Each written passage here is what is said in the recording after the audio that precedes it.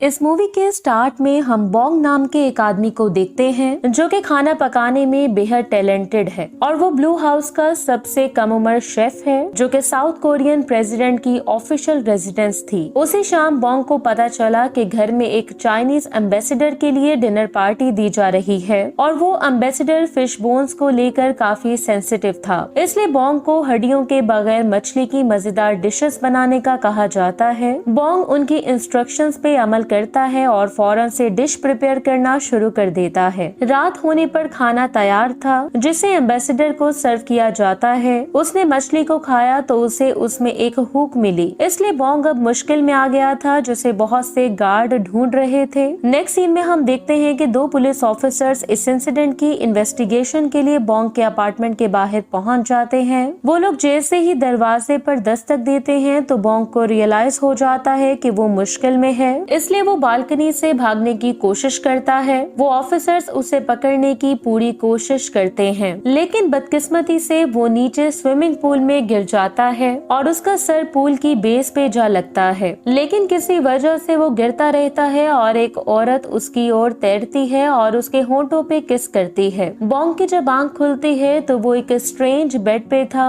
यहाँ तक कि वो कमरा भी उसके लिए अजनबी था। बॉन्ग को रियलाइज होता है कि कुछ तो गड़बड़ है, इसलिए वो मिरर की ओर भागता है। उसकी रिफ्लेक्शन उसे हैरान कर देती है क्योंकि उसे पता चला कि वो एक लड़की बन गया था। वो एक सेकंड के लिए सोचता है, फिर उसे ख्याल आता है कि गिरने के कारण यकीनन वो सपना देख रहा होगा। बॉन्ग ये पता लगाने के क्या चल रहा है कमरे से बाहर आता है जहाँ उसे दर्जनों औरतें मिलती हैं जो कि झुककर उसे महारानी कहकर पुकारती हैं। ये देखकर बॉन्ग परेशान हो जाता है और बिल्डिंग से बाहर भागता है, लेकिन तभी उसे अपनी लैब में ठंडापन महसूस होता है और यहाँ आखिरकार उसे रियलाइज होता है कि उसने सबसे इम्पोर्टेंट चीज खो दी है। बॉन्ग इससे खौफजदा हो जाता है क्योंकि उसे लग रहा था कि उसे सेक्स चेंज ऑपरेशन के लिए स्मगल किया गया है, लेकिन जब वो अपनी सराउंडिंग्स को ऑब्जर्व करती है तो बॉन्ग को रियलाइज होता है कि वो टाइम ट्रेवल से पास्ट में आ गई है, जिसके कारण वो शॉक हो जाती है और आखिरकार उसे पैलेस में वापस लाया जाता है। अगले दिन बॉन्ग जब उठती है तो उसे अपनी मौजूदा पहचान के बारे में पता चलता है कि वो टाइम ट्रेवल करके जोशियन डायनेस्टी में आ गया है जो कि 1851 का साल था। इसी के साथ ही अब वो किम सो यंग की बॉडी में रह रहा था जो कि एक रॉयल वार्ड थी और ये चीज मामले को और बदतर बना देती है कि जल्द ही किम की शादी किंग चियोल योंग से होने वाली थी, यानी कि वो कुछ ही दिनों में क्वीन बनने वाली थी। साथ ही मेड उसे बताती है कि एक अननोन एक्सीडेंट के बाद उसकी बॉडी लेक में तैरती हुई मिली थी। खुशकिस्मती से गार्ड्स ने उसे ढूंढ लिया और उसे पैलेस ले आए। ये सुनकर बॉन्ग को रियलाइज होता है कि यकीनन उसकी और किम की सोल्स एक्सचेंज हो गई होंगी, इसलिए वो अंदाजा लगाता है कि घर वापसी का टिकट वही लेक है जिसमें उसकी बॉडी मिली थी। इसलिए वो अपनी मेड को लेक पर ले जाने का कहती है ताकि वो उसमें जंप करके प्रेजेंट टाइम में वापस जा सके, लेकिन उसका जंप करना एक अनएक्सपेक्टेड टर्न ले लेता है। वो जाके कीचड़ भरी जमीन पे जा गिरती है। बॉन्ग को पता चलता है कि ग्रैंड क्वीन ने सर्वेंट्स को कह के लेक को खाली करवा दिया था ताकि कोई भी दोबारा लेक में ना गिर जाए। बॉन्ग ये न्यूज सुन के काफी निराश होता है, लेकिन फिर भी उसे लगता है कि पानी ही इसका सोल्यूशन है, इसलिए वो पानी की किसी भी सोर्स में खुद को डुबाने की कोशिश करती है जो उसे मिल सकता था। यहाँ तक कि वो अपना सर पानी की बाल्टी में भी डाल लेती है जो कि असल में फर्श को साफ करने के लिए था, लेकिन उसकी तमाम कोशिशें नाकाम साबित होती हैं। कुछ दिन के बाद शादी वाला दिन भी आ जाता है। बॉन्ग को डायनेस्टी के रिवाज का पता नहीं था, लेकिन मेड्स की हेल्प से वो विवाह संस्कार पूरा करने में कामयाब हो जाते हैं। उसी रात बॉन्ग को, जो कि अब महारानी बन चुका था, किंग के चैम्बर में सोने के लिए लाया जाता है। वो इस बारे में सोच के घबरा जाता है, इसलिए किंग को अल्कोहल पेश करता है इस उम्मीद के साथ कि किंग सो जाए, और खुशकिस्मती से किंग सो जाता है जिससे बॉन्ग को राहत मिलती है। अगली सुबह बॉन्ग हैंगओवर के साथ उठती है जहाँ उसे कुछ खाने को दिया जाता है, लेकिन वो भीगे हुए खाने से बेजार हो जाती है और रॉयल शेफ को उसके लिए रामेन बनाने का मैसेज भेजती है। रॉयल शेफ इस शब्द से अनजान था, लेकिन बॉन्ग की इंस्ट्रक्शन से वो उस खाने को बनाने की कोशिश करता है। शेफ उस डिश को कई बार बनाता है, लेकिन बॉन्ग को उसकी हर कोशिश बेकार लगती है। पहली डिश ज्यादा हेल्दी थी, जबकि उसके बाद वाली डिशेस बहुत ज्यादा फीकी और मसालेदार थी।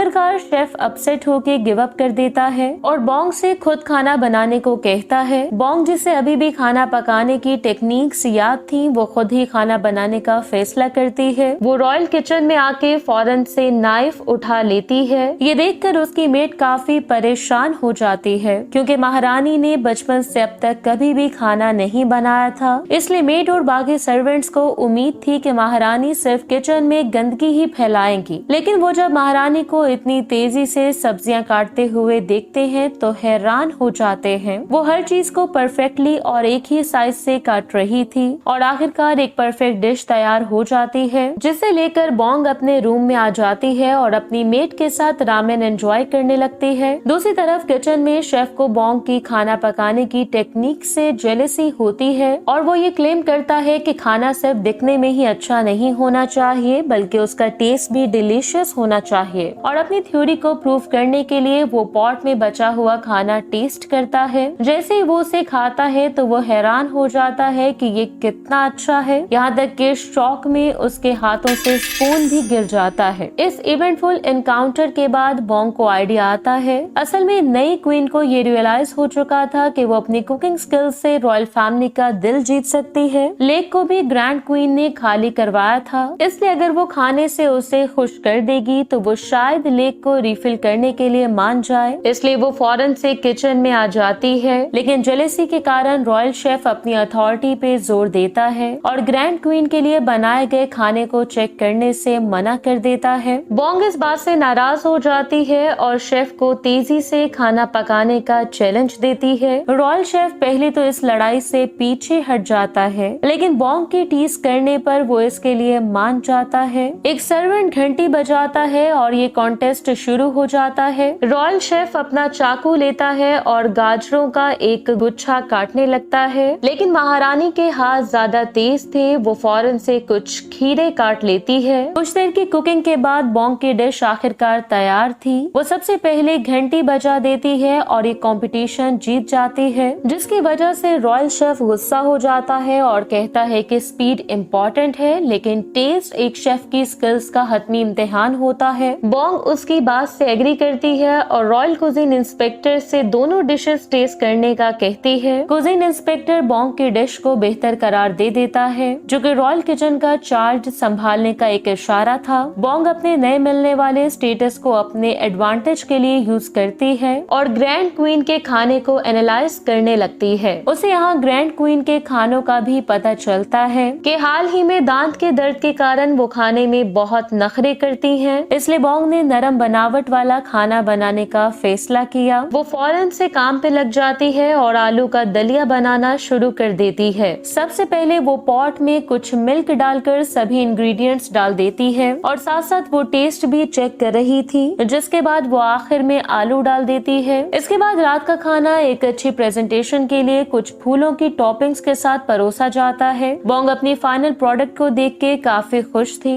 जिसे वो खुद ग्रैंड क्वीन के सामने पेश करती है। ग्रैंड क्वीन खाने से बहुत लुत्फानंदोज होती है, लेकिन ये बात उजागर होती है कि वो खाना परफेक्ट नहीं था क्योंकि वो ठंडा वहाँ आया था और टेम्परेचर ने पूरी तरह से मसले हुए आलूओं को गांठ में बदल दिया था, जिसके कारण टेस्ट थोड़ा खराब हो गया था। जबकि दलिया प्लेट की साइड पर भी फैल गया, जिससे प्रेजेंटेशन पर भी असर पड़ा। बॉन्ग ये सुनकर परेशान हो जाती है और दुखी होकर अपने महल की ओर वापस सफर शुरू कर देती है, जहाँ रास्ते में वो ग्रैंड क्वीन तक खाना पहुँचाने के दूसरे तरीकों पर गौर करने लगती है। कुछ ही देर में उसे एक आइडिया आता है। वो एक कपड़ा सिलाती है और अपनी मेट को शाही इंजीनियर्स को कुछ इंस्ट्रक्शन देने के साथ कपड़ा सौंपने का कहती है। बॉन्ग की इंस्ट्रक्शन के साथ रॉयल इंजीनियर खाना डिलीवर करने के लिए एक स्पेशल कैरिज तैयार करते हैं, जो कि कपड़े से सभी तरफ से ठीक से इंसुलेट किया गया था। इधर बॉन्ग कई लजीज खाने तैयार करती है और सर्वेंट्स को नई डिजाइन की गई कैबिनेट का इस्तेमाल करते हुए उन्हें डिलीवर करने का कहती है। ग्रैंड क्वीन को गर्म खाना मिलता है, जो कि उसे काफी पसंद आता है और वो कुछ भी बचा हुआ नहीं छोड़ती। इंजीनियर्स अच्छी खबर लेकर बॉन्ग के पास लौटते हैं कि उसकी इन्वेंशन कामयाब साबित हुई थी। कुछ दिन के बाद किंग एक बड़ी दावत का एहतमाम करता है, जहां पूरे देश से गेस्ट को बुलाया गया था, लेकिन बदकिस्मती से रॉयल शेफ उसी दिन बीमार हो जाता है, जबकि रॉयल किचन का स्टाफ भी काफी कम था।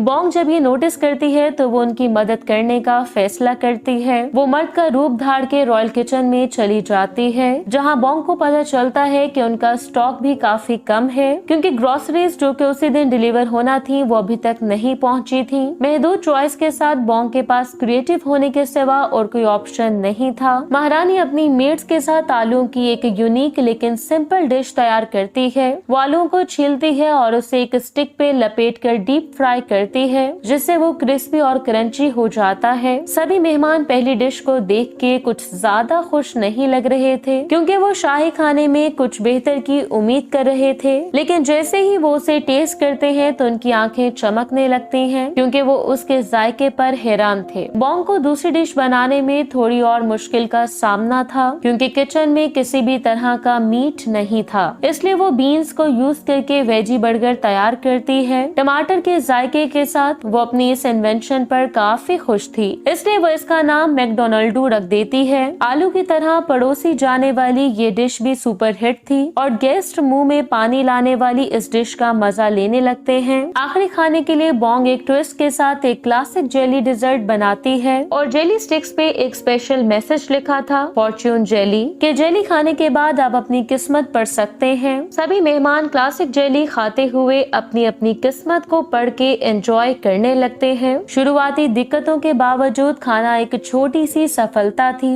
और ये सब कुछ बॉन्ग की कुकिंग के कारण ही हो पाया था। ग्रैंड क्वीन जो कि इस दावत में शरीक थी, वो भी बॉन्ग की स्किल से इम्प्रेस हो जाती है, इसलिए वो अंत में उसे अपनी रिक्वेस्ट करने का कहती है और बगैर किसी हिचकिचाहट के बॉन्ग उन्हें लेक को रिफिल करने का कहती है। ग्रैंड क्वीन उसकी रिक्वेस्ट स्वीकार कर लेती है और सर्वेंट्स को काम शुरू करने का ऑर्डर देती है। लेकिन दुख की बात ये थी कि ये टाइम 19th सेंचुरी का था, इसलिए इस टास्क को जल्द कंप्लीट करने के लिए उनके पास कोई एडवांस मशीन नहीं थी। इसलिए सर्वेंट सिर्फ मैनुअली ही पानी को ट्रांसफर कर सकते थे और ये प्रोसेस बहुत ज्यादा स्लो था, क्योंकि सर्वेंट्स को कुएं से पानी भर के एक लंबा सफर तय करके लेक तक लाना होता था। ये देखकर बॉन्ग नाराज हो जाती है और एक नए मेथड के साथ सामने आती है। वो हर सर्वेंट को अपनी जगह पर रुक के बकेट को आगे ट्रांसफर करने का कहती है। वो सब लोग भी इस सिस्टम से खुश हो जाते हैं, क्योंकि ये उनके काम को आसान बना रहा था। जबकि बॉन्ग इस लेंथी प्रोसेस को बैठी ऑब्जर्व कर रही थी। कई दिन गुजर जाते हैं लेकिन लेक कभी भी भरी नहीं थी। जल्द ही बॉन्ग भी वेट करके थक जाती है, लेकिन खुशकिस्मती से वहाँ तेज बारिश होती है जो कि धीरे धीरे लेक को भरने लगती है। बॉन्ग ये देख के काफी खुश थी, इसलिए वो बारिश में ही डांस करने लगती है। कुछ ही घंटों में लेक भर चुकी थी और बॉन्ग किनारे पर आके एक पत्थर पे अपना नाम लिखती है, जिसके बाद वो पानी में जंप कर देती है और नीचे डूबने लगती है, बिल्कुल वैसे ही जैसा कि उसने मूवी के स्टार्ट में भी किया था। बॉन्ग की जब आंख खुली तो उसने खुद को एक हॉस्पिटल में पाया। वहीं उससे कुछ दूर एक पुलिस ऑफिसर भी सोया हुआ था। बॉन्ग चुप करके बाहर निकलने की कोशिश करता है, लेकिन वो ऑफिसर जाग जाता है और तेजी से उसका पीछा करने लगता है। कुछ ही देर में पुलिस ऑफिसर के साथी उसे घेर लेते हैं। डेस्पिरेशन में बॉन्ग ऊंचाई से जंप कर देता है और उन लोगों से बच के भागने लगता है, जिसके बाद वो पब्लिक लाइब्रेरी में आके हिस्ट्री बुक को ढूंढने लगता है, जहाँ उसे जोशन डायनेस्टी की पब्लिकेशन मिल जाती है और उसे देख के वो मुस्कुराने लगता है, क्योंकि वो भी अब हिस्ट्री का हिस्सा बन चुका था। लेकिन तभी वहाँ पे पुलिस ऑफिसर्स भी पहुँच जाते हैं। बॉन्ग फिर से वहाँ से भागने की कोशिश करता है, लेकिन वो ऑफिसर्स उसे बताते हैं कि वो यहाँ उसे अरेस्ट करने नहीं आए हैं, जिसका मतलब ये था कि जोशन एरा में टाइम ट्रेवल के कारण प्रेजेंट टाइम अब बदल चुका था और अब पुलिस उसका पीछा नहीं कर रही थी, बल्कि वो तो उसे प्रोटेक्ट कर रहे थे। बॉन्ग अब एक मुखबिर बन चुका था जो कि हाई रैंकिंग ऑफिशियल्स की करप्शन को एक्सपोज करता है। ये सुनकर बॉन्ग फौरन से करीबी एक कंप्यूटर पे जाके उनके इन क्लेम्स को सर्च करता है। जल्द ही उसे पता चलता है कि वो पुलिस ऑफिसर सच बोल रहे थे, क्योंकि अब हिस्ट्री और प्रेजेंट वर्ल्ड चेंज हो चुके थे। मूवी के एंडिंग सीन में हम बॉन्ग को एक स्ट्रीट में खड़ा हुआ देखते हैं और हमें एक मैसेज सुनाया जाता है कि पास्ट में की हुई एक छोटी सी तब्दीली फ्यूचर को कैसे बदल सकती है। इसी के साथ ही ये मूवी एंड हो जाती है। Thank you so much for watching.